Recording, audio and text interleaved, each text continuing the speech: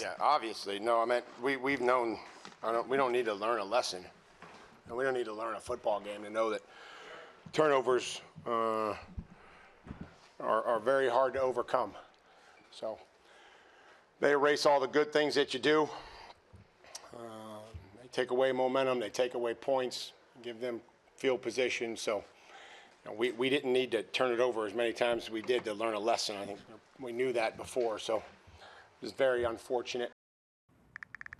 Good morning, everyone. Happy Monday and welcome into Boston has entered the chat. You know what Mondays are also good for?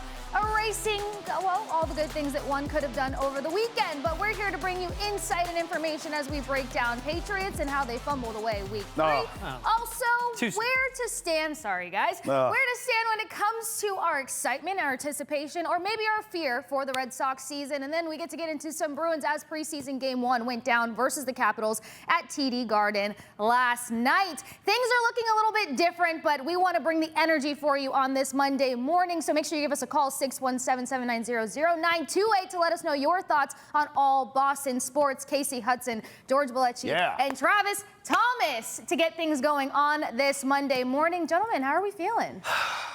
I mean, right. Been better. feels like a game was fumbled away. That's how it feels to me. Yeah, both on the gridiron in New England and down in Tampa Bay as well. Good point. Right. It's getting tight for both teams, especially tight for the Red Sox. I'm excited to get into it all, but we know Mondays, it's all about football here in New England. Absolutely, and we'll get into more, obviously, when we get into trending and all of the things. Don't forget, hashtag Nest in Chat helps you join in on the group conversation. You know where we have to start. Rabes talking about some of the things. You don't need lessons to learn that turnovers are basically not it. Travis, your initial thoughts when it comes to this. And let me preference this by saying, what if I told you the Patriots had 22 more plays than the Steelers, number one? Number two, 4 for 5 when it comes to fourth down opportunities and efficiency, which should have put them in a position for success. Shoulda, woulda, coulda. Look, the defense kept them in this game, everything you just laid out. You got to give props to the defense. They should have got smoked in this game. But if you look at the turnovers, for the Patriots side of things, if you cut those in half, if you don't make those turnovers, you should blow out the Steelers. This was a bizarre game in the sense that it was so close because it should have been a blowout on either side. You don't have the turnovers for the Patriots, you blow the Steelers out.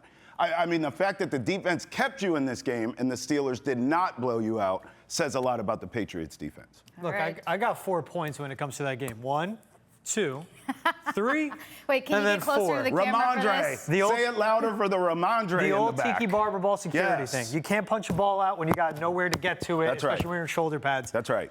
It's 3 fumbles from the running backs. It's 2 from Rhamondre Stevenson, both inexcusable, but especially the second one, as he's going to break the plane. That's right. That he fumbles, and then it's recovered by the Steelers.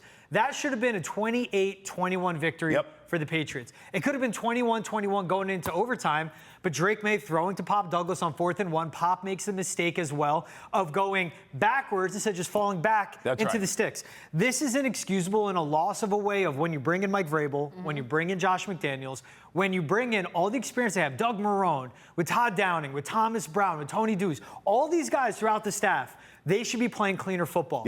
Because when it comes to their matchup with the Steelers, they had more first downs. They were better on 3rd down. They went 4 for 5 on 4th down.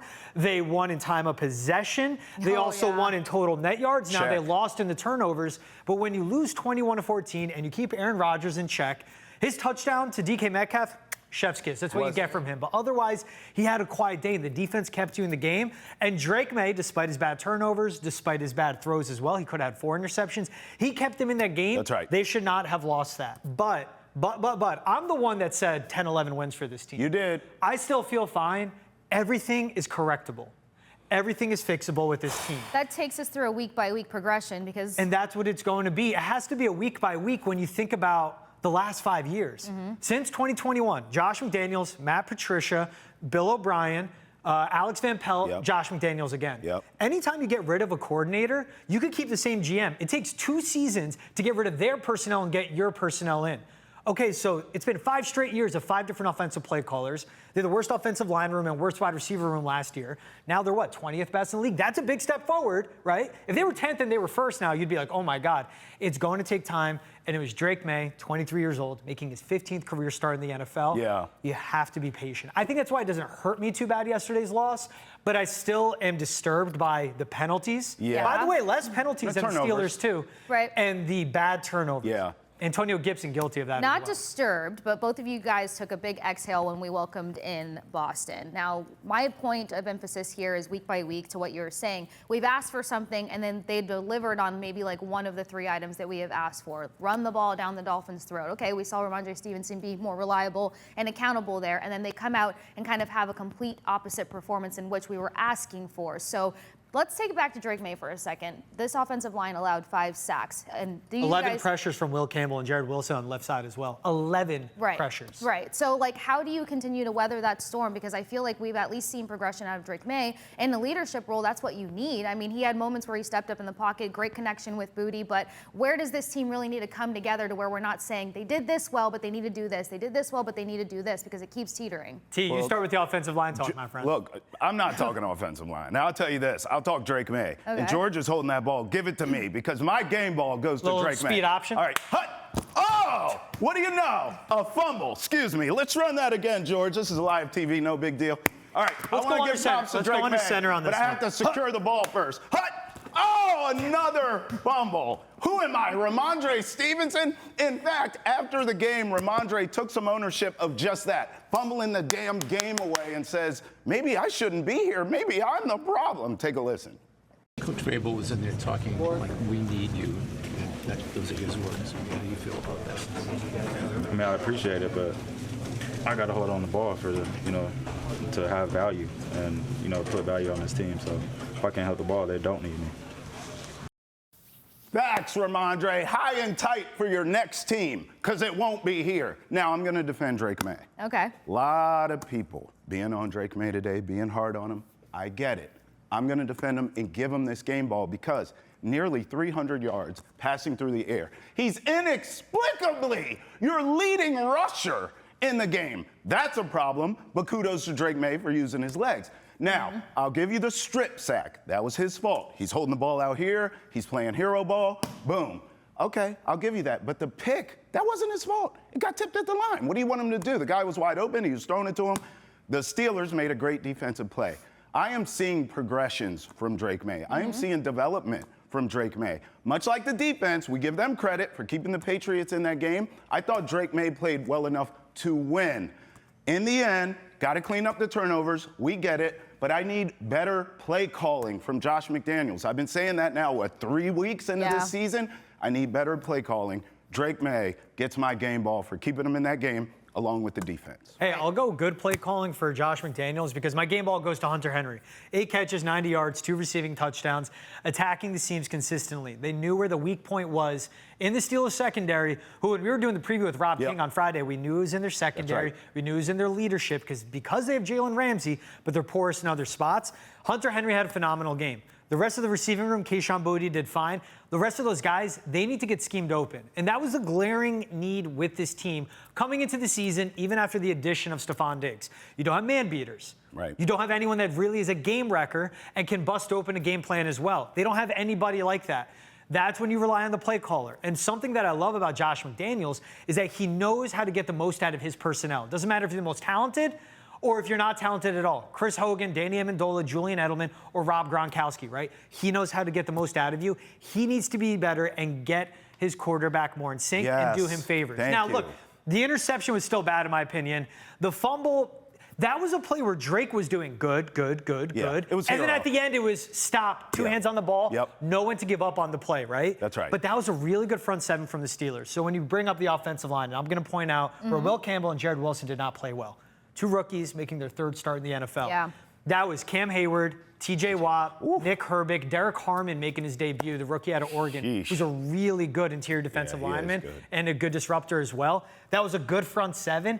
That is what really bothers me too is that this was a winnable game because of how they matched up well. But it's a good litmus test. That's Mike Tomlin on the opposite side. Yep. That's been a team with continuity on their defense. They have Aaron Rodgers. He's still upright. He's still healthy. That was a good litmus test of where this team is. Again, and Vrabel said it, you cut the turnovers in half, I think they win the game. Yeah. If Rhamondre Stevenson falls forward and keeps holding on to the ball, it's 21-21. They win the game. If Drake May doesn't get that ball tipped and hits Keyshawn Boutte Should have been a blowout, in the back pylon instead of trying to zip it through, then it's 28-21, maybe at best. Yeah. It's still with everything going against them. They played well.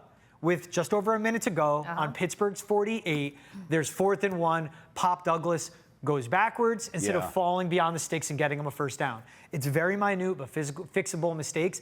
I still like what I'm seeing from Drake May. And after the game, too, he took full ownership. He knew where he was messing up. Yeah. He sees what we're seeing, and I think that's important. When a quarterback makes a mistake or something happens, he goes to the sideline, sits down with Josh McDaniels, he look on the iPad or whatever, the tablet. They're seeing the same thing. You don't want Drake May seeing one thing and Josh McDaniels, who's a genius, seeing the other. Point. He gets it up here. He's 23, 15th career start, 40 starts removed from being a high school football Let's check player. my ball security for a second because I actually have a game ball to give out. You talked about game breakers and stuff. Mine's going to Robert Spillane because he tried to be a momentum guy out there and then to just basically work against the progress that he made, have the fumble in the end zone. That's just something that you cannot have because that could have been a turnaround moment where they were finally able to kind of get a chip on their shoulder and make some adjustments and have those corrections come out throughout the game. It was still early enough, too, to have those corrections go down. So me, defensive-minded, I feel like they did enough. Offense obviously not helping out yet again, but Spillane trying to be a difference maker there. That's where my game ball goes. Here's the good news. No TJ Watt next week. No DK Metcalf next week. It's the Panthers. Xavier Get's not clicking, no Jalen Coker. This is where you get right. This is a get-right moment for the Patriots. They're coming to your house. You got to win this game. Get your confidence back, and then keep going forward with your season. I have them at 10 wins. I had them 2-2 to open the season. All right. I thought they would lose in Miami, and I had them losing against the Steelers. That so 10, it's a little different. That 10. I don't know how you feel confident with 10 They're wins not playing Joe Burrow. He won't be back yet. Yeah. They only play Lamar Jackson once, Josh Allen twice. Yeah. They get Russell Wilson or All Jackson right, Dart. all right. The way the schedule falls, Right. they can get 9 wins or 10, but they have to be fixable. They can't Sure. keep the 5 It's going to turnovers. come That's right. down to That's right. more And adjustments. But you that's guys what's let us know encouraging. your thoughts. Are you hitting the panic button yet? Are you changing your win total when it comes to the Patriots and how they can make adjustments throughout the season? Sticking by Call us. 11. 617-790-0928. But don't go anywhere. It's time to take a look at what's trending in the world. A world circle there. Stick with us here on Boston Has Entered the Chat. Let me see that ball. Oh, damn! I thought you were going to get it that time.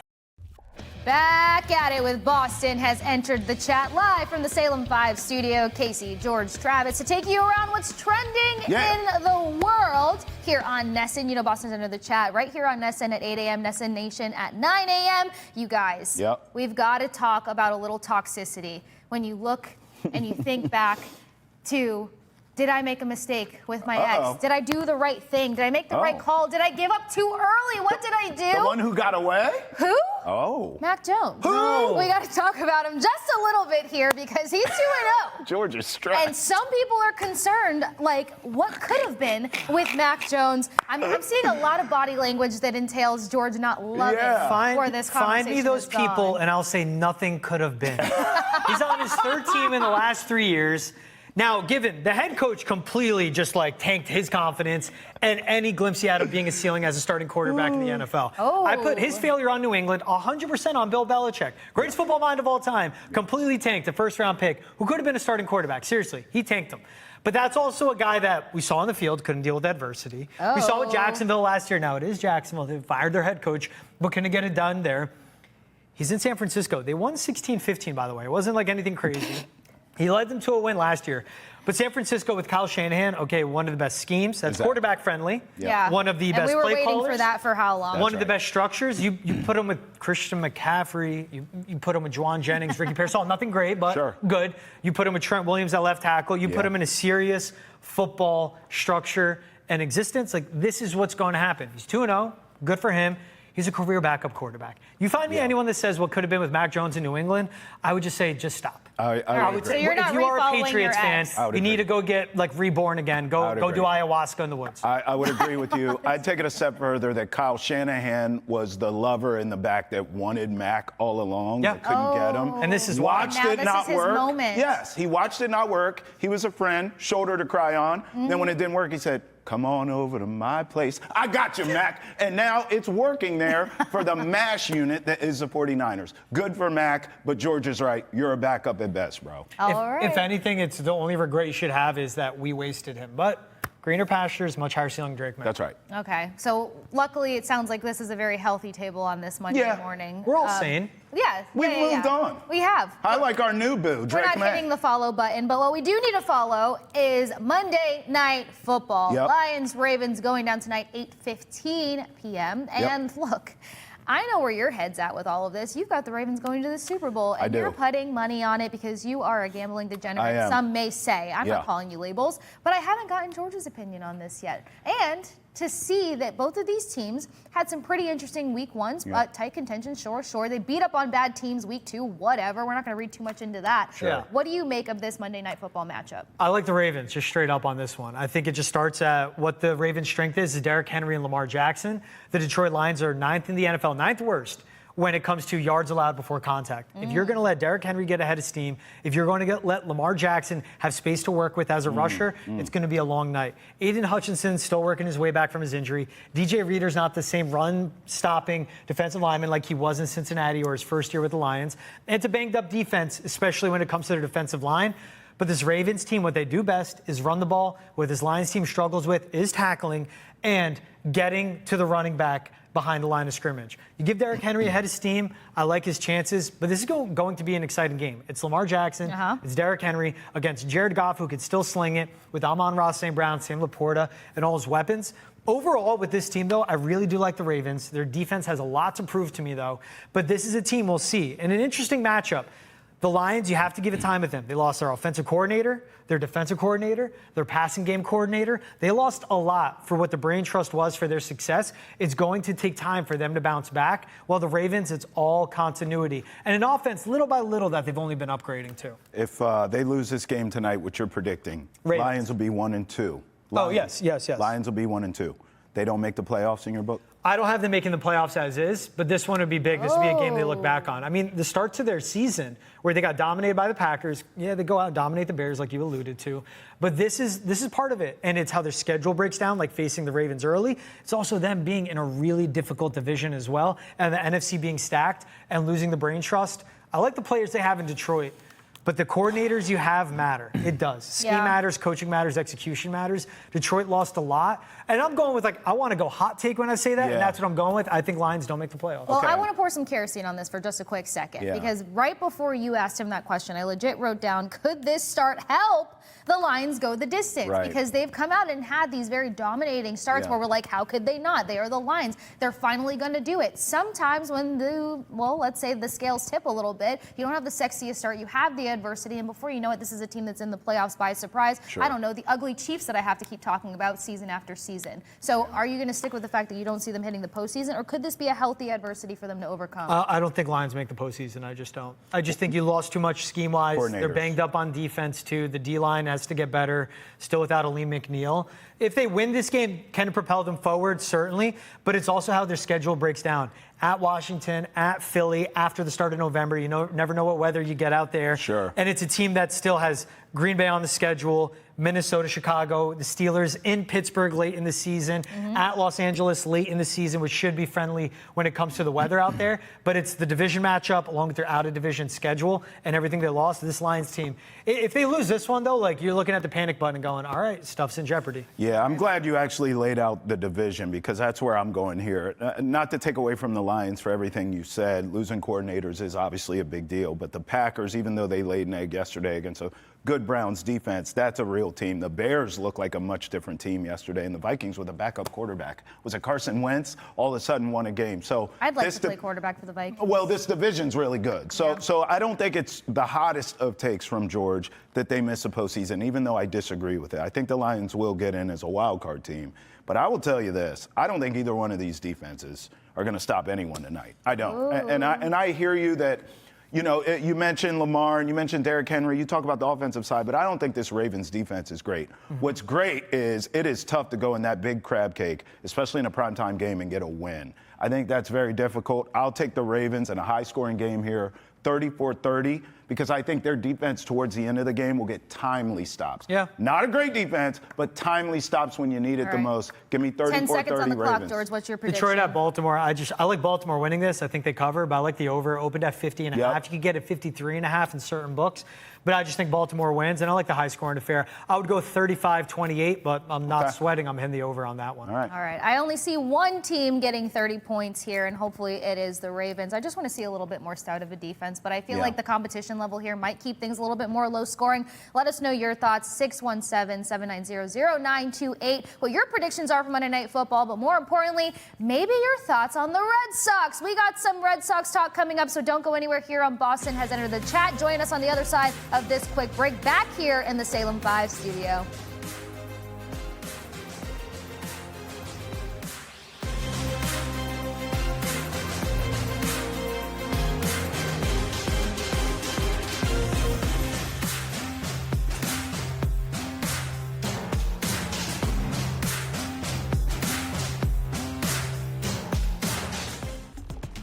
All right, you are watching Boston Has Entered the Chat. It's time for us to check in with our Red Sox, Nat Gordon, joining us here on Boston Has Entered the Chat. Please, we got to do a big temperature check here. It's time for us to really evaluate where our emotions may or may not lie as we potentially continue to eye a postseason here. Travis and I talked about it a lot last week. This magic number. There's a magic number that we're all just trying to hold on to for more hope and perspective, Nat. So beforehand, we talked about the magic number being 7 wins. Obviously, some things not particularly going the Red Sox way. 6 games left. Blue Jays, then Tigers. What's the magic number to you? To me, the magic number, well, there's the real magic number, which is 5. But to me, the magic number, 3-3. You go 3-3 the rest of the way. To not make the playoffs, the Guardians would have to go 5-1, and the Astros would have to go 5-1. And even if the Guardians go 5-1, that's going to come at the expense of the Tigers, who the Red Sox right now are tied with record-wise. So if the Guardians pass the Tigers, now we're taking them into the equation, and the Red Sox have a series with the Tigers, obviously this coming weekend. So even though the Red Sox lost this last game of the series against the Rays, the math is in their favor here. They really just have to not screw it up. Like if they go 3-3, I find it hard to see them not making it. It's going to be hard going 3-3 against a team like the Blue Jays, who feel like a team of destiny this season. But I do like how the Red Sox can possibly beat them. And then the Tigers, who have been the best team in the AL and have something to play for to the end. But we talk about numbers. Magic number is 5. You're right. 5 wins. They're in. They don't have to sweat anything. That's going to be hard against the 2 opponents. Away from the calculators, away from the magic numbers, away from looking on the outside, how do you feel about this team when you watch them on the field, taking care of what they have to and literally doing their job of just winning baseball games down the stretch and playing sound baseball? Yeah, I mean, it was really good to see them take a couple of games this weekend that they easily could have lost, but obviously you finished the series with a game that they really should have won, and they didn't. It's hard to feel good about where the offense is right now. You take your 3 playoff starters. Obviously, Crochet is Crochet. You trust him to the end. He continues to look great.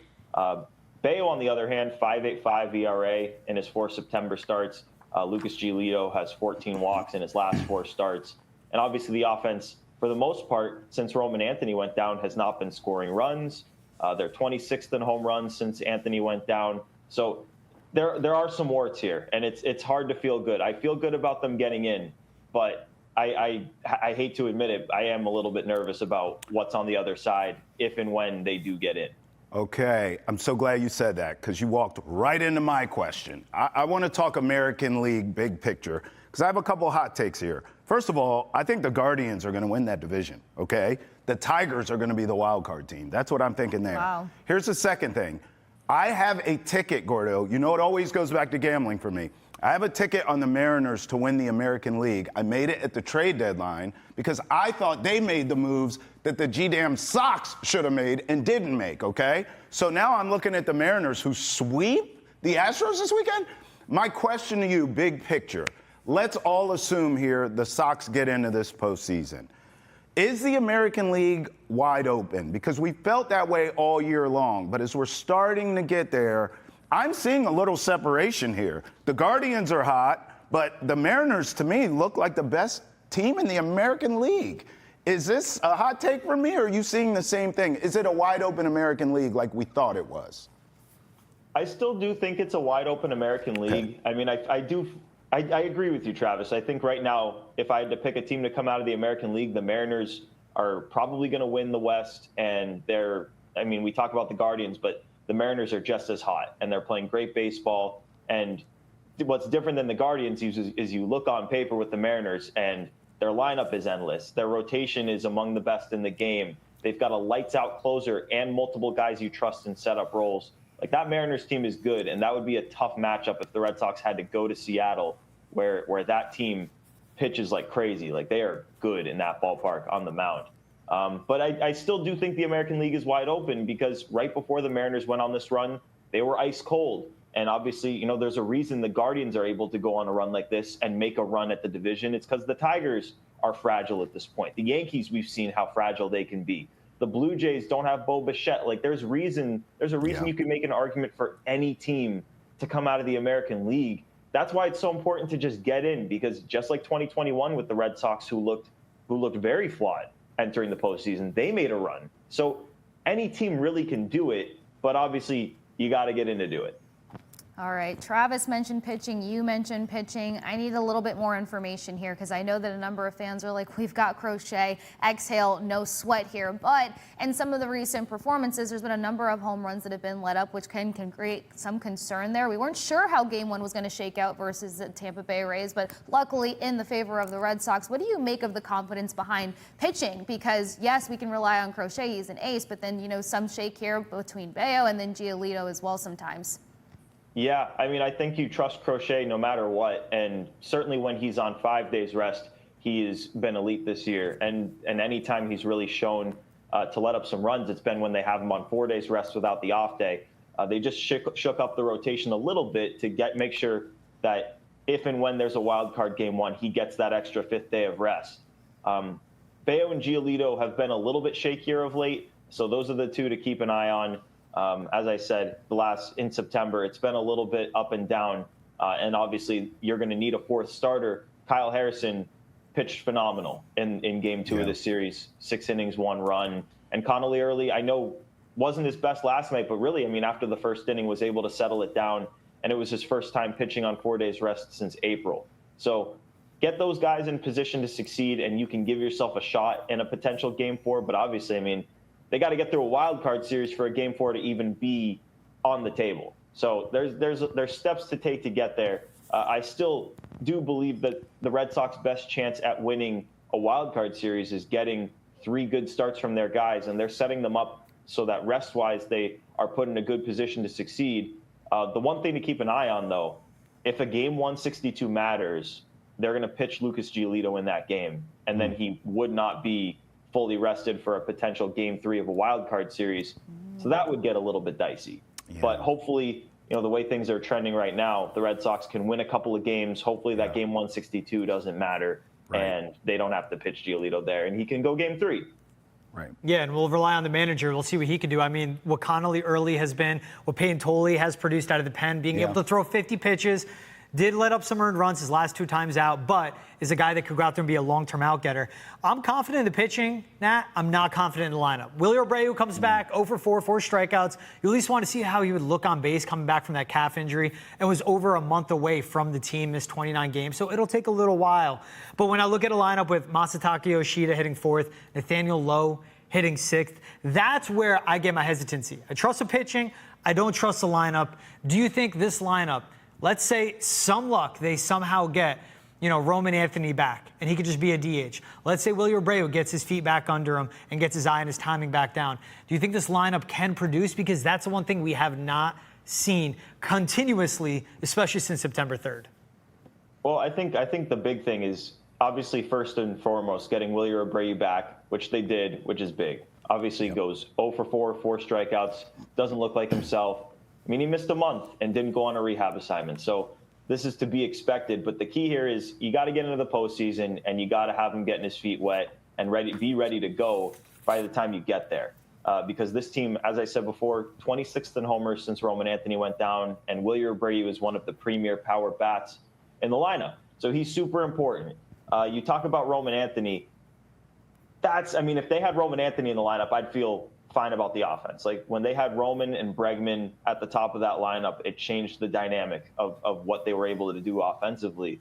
I'm just a little bit nervous that we may not see Roman Anthony. I mean, the last update we got is that he's walking for 25, 30 minutes, whatever, on the treadmill. Yeah. It's like if he's walking for 25 minutes on the treadmill and September 22nd, right? How is he going to be playing in even ALCS games? Right. Like, that's where my head's at there. Because that's what I wonder, him coming out of the box. I mean, the way he injured himself is swinging and missing. And with the velocity that he swings the bat, that hurts. Yes. And it's right, like you say, and I was like, okay, when I hear that update, I don't like it as is. He's at the Patriots game walking around, which that's fine. You're not playing baseball. You can't rehab 24/7. Be at the Pats game and enjoy it. So, like, how significant is walking on the treadmill when he's walking around a stadium? Like, where is he really at? Yeah. Sure. I'm not going to bank on the 21-year-olds getting back in lineup. I'm just not going to. Yeah. But that's when you look at the vets. Trevor Story. Yeah. You expect Alex Bregman to break out of it. Nate Eaton, who's been fantastic. Duran's been good. Yeah. Dan Raphael has been all right. A couple bad at-bats yesterday, but has been all right. This is still a team, Trav, like to that and Nat and Kasey. They won 2 of 3 over the weekend. Yeah. It's how they lost game 3. That's what feels deflating in all of well, this. the bats go cold. Gordo, I want to ask you about the Yankees because I feel like you and I have done this exercise before because we saw this matchup come in the wild card matchup. We just thought it would be at Fenway. It now appears as though, as long as everything stays pat, it's going to be in the Bronx. How do you see this breaking down? Because, look, when you talk about the big three pitching-wise, I kind of like the Red Sox matchup-wise there, but I just hate that it's in the Bronx. If it's at Fenway, I have more confidence that the Sox could win that series. Where are you for a wild card series preview against the Yankees? Yeah, I mean, looking at the starters, the Red Sox can pitch in a potential wild card series. If it's Sox-Yankees, like I like the Sox starters. And I like the Sox bullpen. I know we talk about the Yankees super pen, but I think this Red Sox bullpen is underrated. I mean, the 8th and 9th innings are locked down. Justin Slayton has looked like the Justin Slayton of old. And you guys talked about Peyton Tolley and how he looked. I mean, in that A's game, oh my God, that first inning was unbelievable. If that's who you're going to get out of the pen, that's really good. And obviously you got Steven Matz and Justin Wilson from the left side. The discrepancy here is with the lineup. Yeah. The Yankees lineup can hit the ball out of the ballpark in a way that the Red Sox lineup just has not done, especially since Roman Anthony went down. It's a much deeper lineup, and obviously in that ballpark, you can hit the ball out. For the Red Sox to win in Yankee Stadium, they're going to need to pitch, and they're going to need to put the ball in play. Because last night they struck out way too many times, and we know this very well from watching them in the World Series and from watching the Yankees all year this year too. If you put the ball in play and make them field their positions, good things can happen. All right, hoping that good things can continue to happen. Say that we do need to see more out of this lineup. Who in particular do you need to see more consistency out of to make sure that this team can actually compete? Say that it is the Yankees and that it is in the Bronx. Well, I think it starts with Alex Bregman. And, he'd been ice cold for a month, basically went a month without hitting a home run. In this series that they just played in Tampa, 5 for 11 with a home run plus 4 walks. So he's on base 9 out of 15 times. And it's no surprise they won the series when he did it. If Alex Bregman is doing that, Trevor Story is himself, Duran is making Duran plays, they can win any series. And the other guy you guys mentioned is Cedar Rafaela. He ice cold himself, had a 4-hit game in this series, and we saw them win 10 games in a row without Alex Bregman, without Rafael Devers, with Roman Anthony having just come up. Like, they were able to do that because Cedar Rafaela carried them. Obviously, it's a lot to ask for him to do that, but it just shows what they can be when they get something out of that position in the lineup. So, but to me, it does start with Alex Bregman. Like this team will go as he goes, and when he is cold and Roman Anthony is not in the lineup, they're not going anywhere. They need Alex Bregman to be the guy that they are paying $40 million a year to have in that lineup. All right, Nat, we heard from you. 3-3 you'll take right down the stretch. What do you think they actually finish with? How many wins? Ooh. We'll see if it's that magic number 5. Oh, man. What are they at right now, 85? Yeah. 85? Okay, I mean, I'll predict the 3-3. I think they go to 88. I was originally predicting 89, but I wasn't. Right. I didn't think they were going to lose that series to the A's, I'll tell you. So we'll say 88, and we'll say it gets them in. Okay. You take 88 wins before the season. I think before the season, we all said 88 to 90 wins gets you into the AL picture. Yes. And they're over-under after the Bregman deal, 86.5, so. This is what it is. It's an off day today. Get your rest. Go to the 6. You have to take 2 out of 3 from the Blue Jays. Feel good about yourself. And then there's less pressure on you with the Tigers coming to town. It's that simple. It's that simple. Fingers crossed for less pressure. But, Gordon, thank you so much for joining us. Make sure that you guys check him out, host of Play Tessie Podcast. That is Nat Gordon, giving us information, helping us breathe just a little bit more. Thank you for taking the time to join us yet again here on Boston Has Entered the Chat. Thanks, guys. Appreciate you. Not a problem. All right, I'm feeling a little bit better, but I Still have to nervous. say, exactly. Like it's still, I mean, look, the bottom could fall out from under this team. It doesn't appear as though that's going to happen. That's what we can hang our hats on. It's a roller coaster, Yes. up and down. You're just gripping the seat. That's right. And you're not really going to relax until you get to the That's end. it. Exactly That's what it right. feels like. Yeah, and you're trying not to fall into the pit of what ifs. I think Right. we've seen that I tend to dance on that line just a little too much. It's okay. So that's what I'm trying not to do, is come in with a bunch of what ifs. But yet again, let us know your thoughts. Give us a call. Hit us up at #NestInChat. But don't go anywhere. It's time for us to hit the ice after this break here on Boston Has Entered the Chat. Welcome back to Boston Has Entered the Chat. Switching it up here, talking Bruins preseason opener. 5-2 loss to the Caps. Oh. It was Michael DiPietro in the net. There was no Jeremy Swayman. There were none of the heavy hitters. It's the preseason. It's the preseason. It's the opening game. Yeah. 5-2 final. You don't want to see that. Yeah. But Kasey Hudson was at the game. That was. First things first, how was the game? I mean, it was just nice to be Preseason back hockey. in an arena. Yes. Yeah. And preseason, as you guys know, that's like the one moment that we get to go be fans again. Facts. Like, we get to go be a human, a part of a crowd. So Yep. that's the part that I was most excited about. That's when I get to watch hockey and not be studying it. But like, was I sitting there like a freak with my notes app open and things are happening and I'm like sitting there pressing it in? Wouldn't put it past you. On No, the phone? Literally, yeah. Yes, I could there pull we it go. all the way up. So, of course, I got some notes. That's the beauty of Google Docs. I mean, so let's start with the good. Morgan Geekie scoring. Yes. Obviously, had 33 goals last year. He's going to be a pivotal guy on that first line. Yeah. Playing on the left wing. We could talk about Pasta's availability another day with the knee tendonitis. But you need a big year from Geekie. With the contract he got, the year he's coming off, and how the depth lacks on the second, third line. What is it? How good is that to see for Geekie to get off right away to a scoring start? I was so happy that he opened the scoring, especially in the form in which he did it, because in one of the like little scrums after training camp last week, because I got to join Sophia there along with Adam Pellerin and Judd, he mentioned some of the things that he's working on in the offseason and one-timers and just kind of being more swift when it comes to attacking certain passes that come to him to make sure that the rip-off on it is a bit quicker. The element of surprise, we all want to see more of that. That's going to help with the totality of goals, and that's how he opens things up. He gets a pass going, he doesn't blink, he doesn't think twice, he doesn't take the extra touch on the puck, he rips the shot and makes sure that he gets the Bruins up. It's just a quick response from a Capitals team that had a number of players out there that just played a postseason together. So that's another thing to add to the let's calm down preseason game Yeah. one.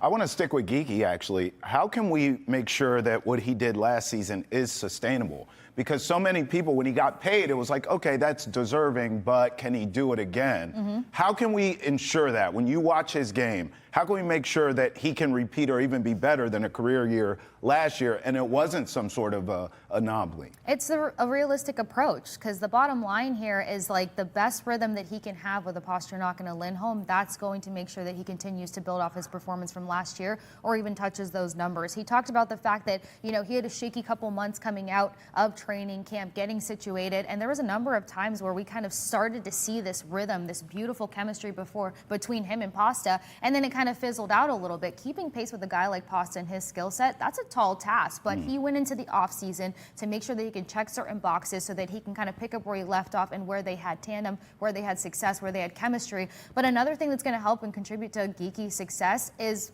Lindholm being able to be Lindholm at that center position, because distributing the puck, you got to make sure that you're putting these guys in scoring chances to execute, and everyone's on the same page to make sure that that happens. Geeky's not sweating it. He can't come into this season hyper-focused on matching last year's numbers. It's making sure that he can produce in his individual skill set, because he's playing with 2 elite guys who should be able to help elevate him yet again. Cool. And what about what we're seeing in the net? Michael DiPietro in it. He's been drafted in 2017. He's 26. He's an AHL goalie. Obviously, we know it's Swayman, Korpisalo. What did worry me watching the game, though, is you think of the first goal he let up. That's Sonny Milano, unchecked in the slot. Yep. So there are the defensive lapses, but new head coaching, system, younger players, less experience. These are the growing pains where you see what happens in the preseason, don't want to overreact to it. Yeah. That's just stuff you want to see cleaned up. And again, I asked you about DiPietro, but knowing that this is going to be a guy that will be down in Providence this season, when we see him up here, it should be an emergency context only. Yeah, only an emergency context, but you said the key word there. Take it back to my geeking notes while I'm sitting there just trying to enjoy a game like a fan, as I alluded to.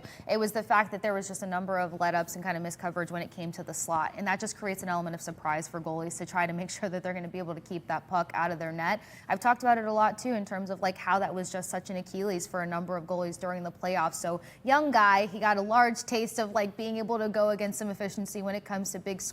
The Capitals, again, just considering what they were able to do, being able to have Milano and a number of other key factors in there, it was a big learning curve for him, but you're just talking about different guys between the pipes to make sure this team doesn't let up a number of goals in the first period and play catch up, because that's something that they have to veer away from. That was a part of their identity, unfortunately, last season.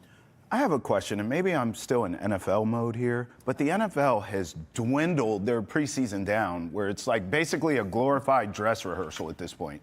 In the NHL, I was going to ask you about the next opponent, who's the Rangers in New York, but I'm like, damn, 6 preseason games. That's a lot of games. Do you think the preseason's too long in the NHL, or is that just right? Because the NFL trimmed theirs down because it was too long for a long time. Do you believe that? And I guess in the Bruins case, the more preseason games, the better with a new coach and new pieces. I get it. I mean, maybe for now, but it's definitely a bit too long. But it cuts down next season, and then they extend the regular season to the 84 games. So, I mean, the change-up is coming. But as you said, it works as the factor now that we're heading into a new era. With it's an advantage now. Yeah, and then something else that should be mentioned is that, like, a lot of people were kind of surprised by the lineup that was set for Game 1, because there was a number of vets in the mix. Usually this is where you kind of start weeding out the younger guys to see who's going to go to your farm team, and then you kind of see the veterans more mixed in when it comes to preseason Game 3 and so on and so forth. But with this being a new group, with them implementing, you know, some change up in their system, having a little bit of a different training camp too, working on different drills that are pushing these guys out of their comfort zone, I feel like last night was good to see the blend, because you need to see how guys are, we talked about this with the Patriots, taking it back to football, the acclimation between veterans and young guys, because some guys, and Marco mentioned this also, they might have chemistry. There might be certain players that play well together, and that might solidify their role on this roster over anything else, because in order to get a new system going and in order to make sure that it is efficient, you need to make sure that guys have an understanding of it. Yeah. We saw Fabian Lysell on the ice. We saw Franzer, Mitten, Matty Patra. Any of those guys jump out at you? Again, those are guys that are going to start the year in the AHL, but very well could be, again, their name called Mitten, up. I'm going to continue to make a case for Mitten. I really liked his rookie camp, and something that stood out was the fact that you can tell that he was above pace for rookie camp. And then coming into training camp, you kind of wanted to see if there was going to be any sort of fall off, if there was going to be any sort of margin between, you know, the NHL pace and what he did so well beforehand. What I loved about his game, and again, Game 1, you're going against the Capitals, but he started to really show an effective 200-foot game, in my personal opinion. So he was always in really good positioning. You consistently saw him get in front of the net, and everything that you see on these guys' scouting reports, you just wanted to be able to translate on the next level. Came up big on a few defensive plays also, and then to contribute 2 shots on goal, have a high danger chance. He had a moment, this is where I got back into my fandom, screaming, because he goes to the top of the right circle, has this no-look shot on goal, and if it wasn't Logan Thompson there, which again, you're going to go against great goaltenders, yes, but if it wasn't Logan Thompson, that could have been a moment for Mitten. Sure. So I really kind of liked him establishing his game. He's known for these give and goes. He worked very well in tight spaces and came out of tight coverage with the puck on his stick. This is something that you want to see continue to be developed, and in a system that's claiming that they're going to be be all for the young guys getting their chance and moment and opportunity, I'm still making a case for him to be that third line center. 200-foot game is going to be a requirement for every player on this roster, especially if they start moving things into any sort of hybrid system, and I think he fits the bill. Yeah, 6'2", 190, and a guy that averaged just over 0.9 points per game his last 4 years of junior hockey. Minton could be a good piece. Third, fourth line, I would take him at center. Same with Patro. You never know. Okay, Rangers next at MSG. What do you need to see from the Bruins that you didn't see against the Caps here at TD Garden? What do you need to see against the Blue Shirts that would make you feel a little better preseason game number 2? Better connectivity when it comes to some of the passing. Okay. I know that with some of the differences going on in training camp, you're seeing them kind of work off the wall a lot more. And when you have success along the boards, you need to also be able to get the puck into the middle of the ice and have really good zone entry. Okay. You saw them trying to have that connectivity. It wasn't as consistent. Honestly, one of the better lines in that sense, and Marco talked about it after the game, the fourth line between Neil Brown and Duran. And Duran's been a great surprise, actually. I feel like he's somebody who, again, within the youth movement can work up or at least have some opportunities throughout the season, but they were the most efficient line. They continue to stay really, really effective in terms of hustle. It's going to be the hustle. Tanner Jeannot, no surprise, led when it comes to hits. The physicality was there. It's the connectivity that we need to see a little bit more of, because you can just see where they were kind of uncomfortable with things that were new for them. Yeah. So being able to have a little bit more of that connectivity, the chemistry, the passing, finding each other in the right spots, because they were just missing opportunities. Wonky passes coming off of their stick. It needs to clean up versus a Rangers team that's young and also trying to find their identity. T, what's the date of the last preseason game? The date of the last preseason game is Saturday, October 4th against the Rangers here at TD Garden. Regular season opener, October 8th. That's what the NHL has to fix. Why are you playing preseason games October 4th in hockey and starting the regular season October 8th? And that will be Bruins against the Capitals in that matchup as well. So that'll be an exciting one. Yeah. Hey, it's game 1 of the preseason. I'm with you, Case.